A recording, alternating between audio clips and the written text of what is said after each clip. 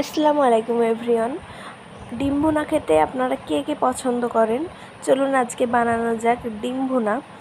ডিম ভুনা বানানোর জন্য আমি এখানে নিয়েছি 3টে ডিম, আর সেগুলিকে সেদ্ধ করে মাঝ বরাবর কেটে নিয়েছি।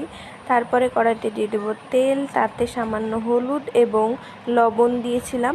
এবার ডিমগুলোকে তাতে ভেজে নেব। প্রথমে আমি কুসুমের দিকটা ভেজে নিচ্ছি ভালোভাবে, তারপরে উল্টো দিকটাও ভালোভাবে কিন্তু ভেজে নিতে হবে। এবার আমি কড়াইতে আরেকটু তেল দিয়ে সেখানে কুচি করে রাখা পেঁয়াজ দিয়ে দিলাম। পেঁয়াজটা একটু ভাজা ভাজা হয়ে আসলে তাতে আমি আরও মশলাগুলো দেব। তো পেঁয়াজটা প্রথমে একটু ভাজা ভাজা করে নিতে হবে, খুব বেশি ভাজা ভাজা না, অল্প। তারপরে আমি এখানে দিয়ে দিয়েছি শুকনো লঙ্কার গুঁড়ো, হলুদের গুঁড়ো, আর স্বাদ মতো লবণ এবং আদা রসুন বাটা। এ সমস্ত মশলা দিয়েই কিন্তু মশলাটাকে ভালোভাবে কষাতে হবে। দেখুন, আর তেল ছেড়ে আসবে যখন মশলা থেকে, তখন কিন্তু মশলাটা হয়ে যাবে, বোঝাই যাবে। একটু ভালোভাবে কষানোর পর যখন বুঝতে পারলাম তেল ছেড়ে এসেছে, তখন কিন্তু আমি ডিমগুলো দিয়ে দিয়েছি ওপর থেকে।